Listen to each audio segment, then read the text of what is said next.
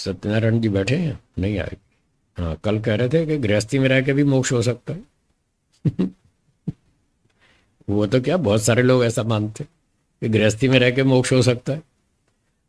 तो मैंने पूछा, गृहस्थी में रहकर मोह माया छूट सकती है? घर की, परिवार की, संपत्ति की, बच्चों की, घर रहते रहते क्या पूरी मोह माया छूट जाएगी? नहीं छूटेगी। तो जब तक मोह माया नहीं छूटी, राग द्वेष नहीं छूटा, अविद्या नहीं छूटी, बताओ मोक्ष कैसे होगा? योग दर्शन में लिखा है, जब ये 5 क्लेश पूरी तरह से नष्ट हो जाएंगे, 100% नष्ट हो जाएंगे, तब मोक्ष होगा, ये शर्त है। तो किसी व्यक्ति ने कई जन्मों तक तपस्या की और ये 5 क्लेश, अविद्या, राग द्वेष, ये घर में तो नष्ट होते नहीं।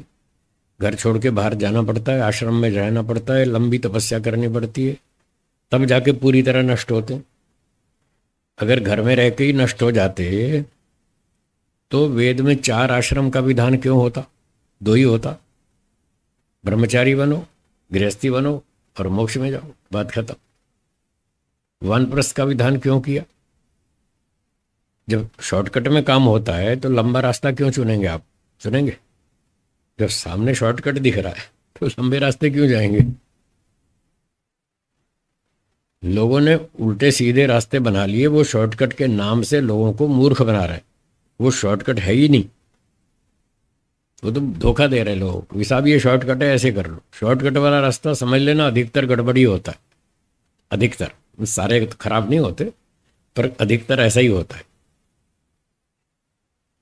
तो ये कोई शॉर्टकट नहीं है कि गृहस्थ से डायरेक्ट मोक्ष हो जाएगा, ऐसा नहीं होगा, क्योंकि घर में रहकर वो योग्यता नहीं बन पाती जो योग दर्शन में लिखी है। 5 क्लेश पूरी तरह नष्ट होने चाहिए, तब मोक्ष होगा।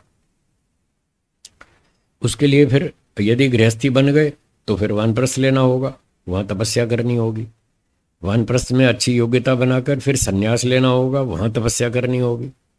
ये लंबी चौड़ी तपस्या करने के बाद 5 क्लेश पूरी तरह से नष्ट होंगे और तब जाके मोक्ष होगा।